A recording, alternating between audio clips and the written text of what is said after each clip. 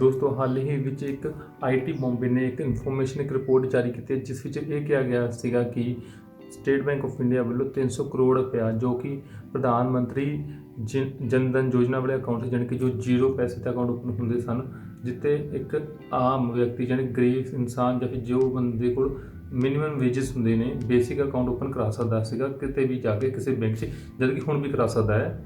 ਉਸ ਦੇ ਵਿੱਚੋਂ ਸਟੇਟ ਬੈਂਕ ਨੇ ਉਹਨਾਂ ਅਕਾਊਂਟਾਂ ਦੇ ਵਿੱਚੋਂ 300 ਕਰੋੜ ਰੁਪਏ ਆਪਣੇ ਫੰਡ ਵਿੱਚ ਲੈ ਲਿਆ ਹੈ, ਜਾਣੀ ਕਿ ਡਾਇਰੈਕਟ ਨਹੀਂ ਲਿਆ ਬਲਕਿ ਛੋਟੇ ਚਾਰजेस ਕਰਕੇ ਲੈ ਲਿਆ ਹੈ, ਜੋ ਕਿ ਆਰਬੀਆਈ ਦੀ ਗਾਈਡਲਾਈਨਸ ਦੇ ਅਨੁਸਾਰ ਗਲਤ ਹੈ। ਜਾਣਦੇ ਇਸ ਪੂਰੀ ਵੀਡੀਓ ਵਿੱਚ ਸਟੇਟ ਬੈਂਕ ਨੇ ਕਲੈਕਸ਼ਨ ਕੀਤੀ ਹੈ ਆਪਣੇ 300 ਕਰੋੜ ਦੀ, ਜੋ ਕਿ 2014 ਤੋਂ ਲੈ ਕੇ 2020 ਦੀ ਰਿਪੋਰਟ ਦੇ ਵਿੱਚ ਦੱਸਿਆ ਗਿਆ ਹੈ, ਜੋ ਕਿ ਆਈਟੀ ਬੰਬੇ ਦੇ ਵੱਲੋਂ ਪਬਲਿਸ਼ ਕੀਤੀ ਗਈ ਹੈ। ਇਸ ਦੇ ਵਿੱਚ ਦੱਸਿਆ ਗਿਆ ਹੈ ਕਿ ਜੋ ਕਿ ਸਟੇਟ ਬੈਂਕ ਹੈ ਉਸ ਨੇ ਜੋ ਬੇਸਿਕ ਅਕਾਊਂਟ ਹੁੰਦੇ ਨੇ, ਜੋ ਪ੍ਰਧਾਨ ਮੰਤਰੀ ਜਨ ਧਨ ਯੋਜਨਾ ਵਾਲੇ ਅਕਾਊਂਟ ਹੁੰਦੇ ਨੇ, ਉਹਨਾਂ ਦੇ ਵਿੱਚੋਂ ਕੁਝ ਛੋਟੇ ਮਿਨੀਮਮ ਟੈਕਸਸ ਲਗਾ ਕੇ ਯਾਨੀ ਕਿ ਫੀਸ ਚਾਰजेस ਲਗਾ ਕੇ ਇਹ 300 ਕਰੋੜ ਦੀ ਅਮਾਊਂਟ ਇਕੱਠੀ ਕੀਤੀ ਗਈ ਹੈ, ਜਿਸ ਨੂੰ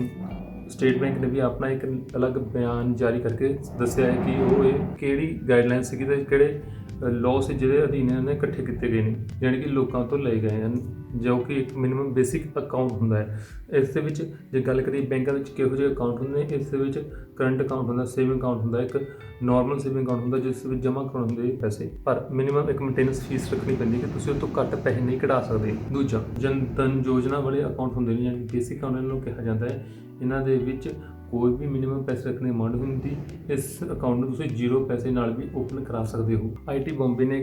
ਰਿਪੋਰਟ ਪਬਲਿਸ਼ ਕੀਤੀ ਸੀ, ਜਿਸ ਵਿੱਚ ਉਹਨੂੰ ਦੱਸਿਆ ਗਿਆ ਸੀ ਕਿ 12000 ਅਕਾਊਂਟਾਂ ਦੇ ਵਿੱਚੋਂ ਸਟੇਟ ਬੈਂਕ ਦੇ ਵਿੱਚ 300 ਕਰੋੜ ਰੁਪਇਆ ਸਟੇਟ ਬੈਂਕ ਵੱਲੋਂ ਐਜ਼ ਅ ਚਾਰजेस ਕੱਟੇ ਗਏ ਨੇ, ਜੋ ਕਿ ਆਰਬੀਆਈ ਦੀ ਗਾਈਡਲਾਈਨਸ ਨੂੰ ਚੈਲੰਜ ਕਰਦੇ ਨੇ, ਯਾਨੀ ਕਿ ਉਹਨਾਂ ਦੇ ਆਪੋਜ਼ਿਟ ਜਾਂਦੇ ਨੇ। ਹੁਣ ਉੱਥੇ ਹੀ ਦੇ ਹੈਡ SBI ਨੇ ਇੱਕ ਮੀਟਿੰਗ ਦੇ ਵਿੱਚ ਦੱਸਿਆ ਹੈ ਕਿ ਉਹਨਾਂ ਨੇ ਇਹੋ ਜਿਹੀ ਕੋਈ ਵੀ ਗਾਈਡਲਾਈਨਸ ਨੂੰ ਨਹੀਂ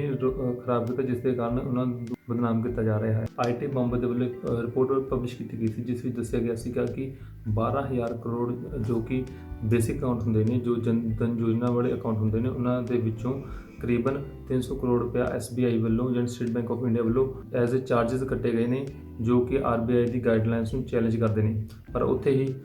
16 ਅਪ੍ਰੈਲ 2020 ਨੂੰ ਸਟੇਟ ਬੈਂਕ ਵੱਲੋਂ ਵੀ ਇੱਕ ਕਲੈਰੀਫਿਕੇਸ਼ਨ ਦਿੱਤੀ ਗਈ ਹੈ। 1969 ਦੇ ਵਿੱਚ ਇੱਕ ਫਾਈਨੈਂਸ਼ੀਅਲ ਇਨਕਲੂਜਨ ਕੱਢਿਆ ਗਿਆ ਸੀਗਾ ਕਿ ਜੋ ਵੀ ਪ੍ਰਾਈਵੇਟਾਈਜੇਸ਼ਨ ਬੈਂਕਾਂ ਨੇ ਉਹਨਾਂ ਨੂੰ ਪਬਲਿਕ ਬਣਾਇਆ ਜਾਏ, ਅਤੇ ਸੈਂਟਰ ਨੇ ਸਾਰੀ ਬੈਂਕਾਂ ਨੂੰ ਆਪਣੇ ਅੰਡਰ ਕਰ ਲਿਆ ਸੀ।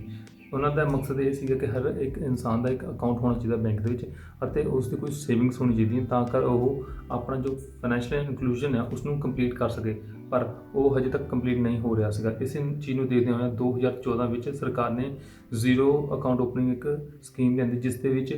ਕੋਈ ਵੀ ਵਿਅਕਤੀ ਜੋ ਕਿ ਆਪਣਾ ਬੈਂਕ ਦੇ ਵਿੱਚ ਅਕਾਊਂਟ ਓਪਨ ਕਰਾ ਸਕਦਾ ਸੀਗਾ। ਹੁਣ ਉਹ 'ਚ ਕੀ ਹੈ ਕਿ ਜੋ ਨਾਰਮਲ ਵਿਅਕਤੀ ਹੈ ਜਿਸ ਦਾ ਅਕਾਊਂਟ ਬੈਂਕ ਦੇ ਵਿੱਚ ਪਹਿਲਾਂ ਹੀ ਹੈ, ਉਹ ਤਾਂ ਓਪਨ ਕਰਵਾਉਣ ਨਹੀਂ ਜਾਏਗਾ ਉੱਥੇ ਉਹੀ ਜੋ ਕਿ ਇੱਕ ਗਰੀਬ ਹੋਊਗਾ ਜਾਂ ਗਰੀਬ ਤਬਕੇ ਨਾਲ, ਕਿਉਂਕਿ ਜ਼ੀਰੋ ਅਮਾਊਂਟ ਦੇ ਵਿੱਚ ਕੋਈ ਵੀ ਬੈਂਕ ਅਕਾਊਂਟ ਨਹੀਂ ਸੀ ਓਪਨ ਕਰਦੇ ਪਹਿਲਾਂ ਤਾਂ। ਉਸ ਦੇ ਨਾਲ ਕੀ ਹੋਇਆ ਕਿ ਹਰ ਇੱਕ ਵਿਅਕਤੀ ਦਾ ਇੱਕ ਜ਼ੀਰੋ ਪੇਮੈਂਟ 'ਤੇ ਅਕਾਊਂਟ ਓਪਨ ਹੋ ਗਿਆ, ਨਾਲ ਦੀ ਨਾਲ ਜੋ ਵੀ ਸਰਕਾਰੀ ਸਕੀਮਾਂ ਸੀ ਉਹ ਡਾਇਰੈਕਟ ਉਸ ਦੇ ਖਾਤੇ ਵਿੱਚ ਆਉਣਾ ਪਈਆਂ, ਰੈਦਰ ਦੈਨ ਕਿ ਕਿਸੇ ਹੋਰ ਦੇ ਪਹਿਲਾਂ ਸਰਪੰਚ ਜਾਂ ਕਿਸੇ ਹੋਰ ਵਿਅਕਤੀ ਦੇ ਅਕਾਊਂਟ 'ਚ ਜਾਵੇ ਫਿਰ ਉਸ ਬੰਦੇ ਨੂੰ ਕੈਸ਼ ਮਿਲੇ, ਜਿਸ ਦੇ ਵਿੱਚ ਉਸ ਦੇ ਵਿੱਚ ਪਾਉਂਦੇ ਗਰੰਟੀ ਬਹੁਤ ਘੱਟ ਰਹਿ ਜਾਂਦੀ ਸੀਗੀ ਕਿ ਉਸ ਵਿਅਕਤੀ ਨੂੰ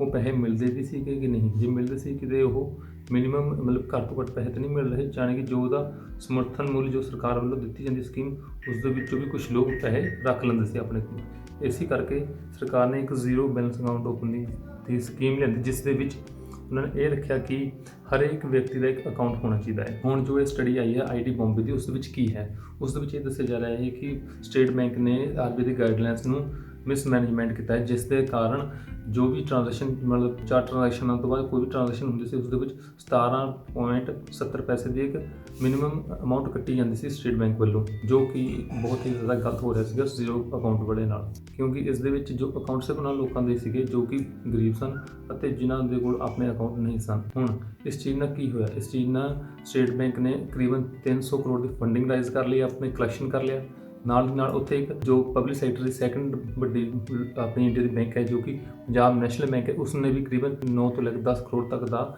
ਇੱਕ ਕਲੈਕਸ਼ਨ ਕਰ ਲਿਆ ਹੈ, ਜੋ ਕਿ ਬੇਸਿਕ ਅਕਾਊਂਟ ਦੇ ਉੱਤੇ ਹੀ ਇਕੱਲਾ ਕੀਤਾ ਗਿਆ ਹੈ। ਉੱਥੇ ਸਟੇਟ ਬੈਂਕ ਨੇ 2018 ਤੋਂ ਲੈ ਕੇ 2019 ਤੱਕ 72 ਕਰੋੜ ਕਲੈਕਸ਼ਨ ਕੀਤਾ ਹੈ, ਅਤੇ 2019 ਤੋਂ 20 ਦੇ ਵਿੱਚ 178 ਕਰੋੜ ਦਾ ਕਲੈਕਸ਼ਨ ਕੀਤਾ ਹੈ, ਜੋ ਕਿ ਸਿਰਫ ਤੋਂ ਸਿਰਫ ਜ਼ੀਰੋ ਬੈਂਕ ਅਕਾਊਂਟ ਦੇ ਵਿੱਚੋਂ ਹੀ ਲਿਆ ਗਿਆ ਹੈ। ਯਾਨੀ ਜ਼ੀਰੋ ਅਕਾਊਂਟਿੰਗ ਓਪਨਿੰਗ ਜੋ ਚਾਰजेस ਹੁੰਦੇ ਨੇ ਉਹਨਾਂ ਅਕਾਊਂਟਾਂ ਦੇ ਵਿੱਚੋਂ ਹੀ ਇਹ ਕਲੈਕਸ਼ਨ ਕੀਤਾ ਗਿਆ ਹੈ। RBI ਦੀ ਗਾਈਡਲਾਈਨਸ ਦੇ ਤੌਰ ਤੇ ਇਹ ਕਹਿੰਦੇ ਨੇ ਕਿ ਕੋਈ ਵੀ ਚਾਰजेस ਨਹੀਂ ਲੈਣਾ ਜ਼ੀਰੋ ਅਕਾਊਂਟ ਓਪਨਿੰਗ ਵਾਲਿਆਂ ਤੋਂ, ਯਾਨੀ ਕਿ ਜੋ ਵੀ ਬੇਸਿਕ ਅਕਾਊਂਟ ਓਪਨ ਕਰਾਉਂਦੇ ਨੇ ਉਹਨਾਂ ਤੋਂ ਕੋਈ ਵੀ ਚਾਰजेस ਨਹੀਂ ਲੈਣੇ ਹੈਗੇ ਨੇ। ਉਹਨਾਂ ਨੂੰ ਇੱਕ ਫ੍ਰੀ ਸਰਵਿਸ ਦਿਓ ਤਾਂ ਕਿ ਉਹ ਰੈਗੂਲਰ ਇੱਕ ਸਰਵਿਸ ਇੱਕ ਫਾਈਨੈਂਸ਼ੀਅਲ ਸਿਸਟਮ ਦੇ ਵਿੱਚ ਜੋੜ ਸਕਣ। ਦੋਸਤੋ ਇਹਦੇ ਵਿੱਚ ਸਭ ਤੋਂ ਜ਼ਿਆਦਾ ਖਰਾਬ ਚੀਜ਼ ਇਹ ਰਹੀ ਹੈ ਕਿ SBI ਨੇ ਉਹਨਾਂ 'ਤੇ ਵੀ ਚਾਰजेस ਦਿੱਤੇ ਜੋ ਕਿ ਆਨਲਾਈਨ ਟ੍ਰਾਂਜੈਕਸ਼ਨਾਂ ਵੀ ਕਰਦੇ ਸਨ। ਜਿਵੇਂ ਕਿ ਤੁਸੀਂ ਚੌਥੀ, ਪੰਜਵੀਂ, ਛੇਵੀਂ ਟ੍ਰਾਂਜੈਕਸ਼ਨ ਤੁਹਾਡੀ ਆਨਲਾਈਨ ਵੀ ਹੁੰਦੀ ਸੀ, ਉਹਦੇ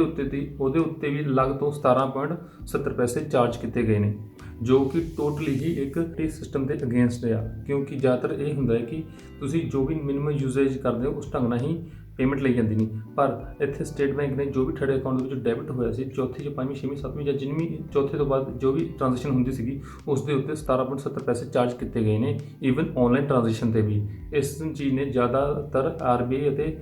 ਟੋਟਲ IT ਬੰਬੇ ਦੀ ਜੋ ਰਿਪੋਰਟ ਹੈ ਉਸ ਨੂੰ ਜ਼ਿਆਦਾ ਪ੍ਰਭਾਵਿਤ ਕੀਤਾ ਹੈ, ਜਿਸ ਦੇ ਕਾਰਨ ਇਹ ਥੋੜ੍ਹਾ ਜਿਹਾ ਮੁੱਦਾ ਸਟੇਟ ਬੈਂਕ ਦੇ ਵਿੱਚ ਵੀ ਗਿਆ ਹੈ ਕਿ ਵੀ ਤੁਸੀਂ ਇੰਨਾ ਇਹੋ ਜਿਹਾ ਕਿਉਂ ਕਰ ਸਕਦੇ ਹੋ। ਜਿੱਥੇ ਇੱਕ ਭਾਰਤ ਨੂੰ ਡਿਜੀਟਲ ਇੰਡੀਆ ਬਣਾਉਣ ਦੀ ਸੋਚੀ ਜਾ ਰਹੀ ਹੈ, ਇੱਕ ਸਕੀਮ ਜਾਰੀ ਕੀਤੀ ਗਈ ਹੈ, ਉਸ ਦੇ ਵਿੱਚ ਤੁਸੀਂ ਇਹੋ ਜਿਹੀਆਂ ਚੀਜ਼ਾਂ ਕਰੋਗੇ ਤਾਂ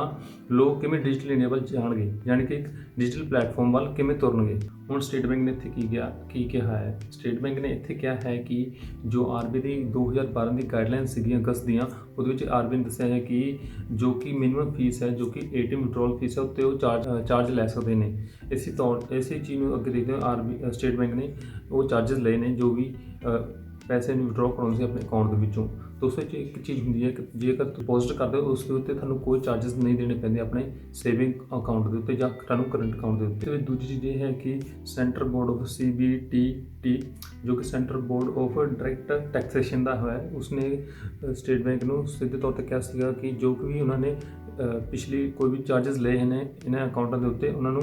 ਤੁਰੰਤ ਰਿਫੰਡ ਕੀਤੇ ਜਾਣ, ਜੋ ਕਿ 1 ਜਨਵਰੀ 2020 ਤੋਂ ਬਾਅਦ ਜੋ ਵੀ ਟ੍ਰਾਂਜੈਕਸ਼ਨਾਂ ਜਿਹਨੇ ਚਾਰਜ ਕੀਤੇ ਨੇ ਤਕਰੀਬਨ ਸਤੰਬਰ ਦੇ ਮਹੀਨੇ ਤੱਕ ਉਹਨਾਂ ਸਾਰਿਆਂ ਨੂੰ ਸਟੇਟ ਬੈਂਕ ਨੇ ਰਿਫੰਡ ਕਰਨ ਦੇ ਆਦੇਸ਼ ਦਿੱਤੇ ਸਨ। ਜੋ ਕਿ ਸਟੇਟ ਬੈਂਕ ਵੱਲੋਂ ਵੀ ਇਹੀ ਕਿਹਾ ਗਿਆ ਹੈ ਕਿ ਉਹਨਾਂ ਨੇ ਜੋ ਵੀ ਇਹ ਪੇਮੈਂਟ ਲਈ ਸੀਗੀ, ਚਾਰजेस ਲਏ ਸਨ 1 ਜਨਵਰੀ 2020 ਤੋਂ ਬਾਅਦ ਦੇ, ਉਹ ਸਾਰੇ ਉਹਨਾਂ ਦੇ ਕਸਟਮਰ ਨੂੰ ਰਿਫੰਡ ਕਰ ਦਿੱਤੇ ਗਏ ਨੇ, ਜੋ ਕਿ ਜ਼ੀਰੋ ਅਕਾਊਂਟ ਓਪਨਰ ਚਾਰजेस ਹੁੰਦੇ ਨੇ। ਇੱਥੇ CBDC ਨੇ ਇੱਕ ਹੋਰ ਚੀਜ਼ ਕਹੀ ਹੈ ਕਿ ਫਿਊਚਰ ਵਿੱਚ ਵੀ ਕੋਈ ਵੀ ਬੈਂਕ ਕੋਈ ਵੀ ਇਹਨਾਂ ਅਕਾਊਂਟਾਂ ਦੇ ਵਿੱਚੋਂ ਕੋਈ ਵੀ ਟ੍ਰਾਂਜੈਕਸ਼ਨ ਨਹੀਂ ਲਊਗੀ ਜੋ ਕਿ ਬੇਸਿਕ ਅਕਾਊਂਟ ਕਿਹਾ ਜਾਂਦਾ ਹੈ, ਉਹਨਾਂ ਦੇ ਵਿੱਚੋਂ ਕੋਈ ਵੀ ਐਕਸਟਰਾ ਚਾਰजेस ਨਹੀਂ ਲੈਣਗੇ, ਨਾ ਹੀ ਕੈਸ਼ ਡਿਪੋਜ਼ਿਟ ਕਰਵਾਉਣ 'ਤੇ ਜਾਂ ਹੀ ਕੈਸ਼ ਵਿਡਰੋ ਕਰਾਉਣ 'ਤੇ। ਹਾਂ, ਵਿਡਰੋ ਕਰਾਉਣ ਦੇ ਉੱਤੇ ਉਹ ATM ਵਿਡਰੋ ਕਰਦਾ ਹੈ ਤਾਂ ਉਸ ਤੋਂ ਚਾਰजेस ਲਏ ਜਾ ਸਕਦੇ ਨੇ, ਪਰ ਜੇ ਕੋਈ ਆਨਲਾਈਨ ਟ੍ਰਾਂਜੈਕਸ਼ਨ ਕਰਦਾ ਹੈ ਉਸ ਤੋਂ ਚਾਰजेस ਨਹੀਂ ਲੈਣੇ। ਇੱਥੇ ਸਟੇਟ ਬੈਂਕ ਨੇ ਇਹ ਕਿਹਾ ਹੈ ਕਿ ਜੋ ਵੀ ਪ੍ਰਧਾਨ ਮੰਤਰੀ ਯੋਜਨਾ ਦੇ ਅਕਾਊਂਟ ਹੋਣਗੇ ਉਹਨਾਂ ਦੇ ਵਿੱਚ ਉਹ ਕੋਈ ਵੀ ਅੱਗੇ ਤੋਂ ਟ੍ਰਾਂਜੈਕਸ਼ਨ ਦੇ ਵੀ ਕੋਈ ਚਾਰजेस ਨਹੀਂ ਲੈਣਗੇ, ਸਿਰਫ ATM ਵਿਡਰੋ ਦੇ ਉੱਤੇ ਹੀ ਉਹ ਚਾਰजेस ਲੈਣਗੇ, ਕਿਉਂਕਿ ਉਸ ਦੇ ਉੱਤੇ ਉਹਨਾਂ ਨੂੰ ਕੈਸ਼ ਡਿਪੋਜ਼ਿਟ ਕਰਾਉਣਾ ਪੈਂਦਾ ਹੈ, ਉਸ ਦੀ ਫੀਸ ਲੱਗ ਹੋ ਜਾਂਦੀ ਹੈ।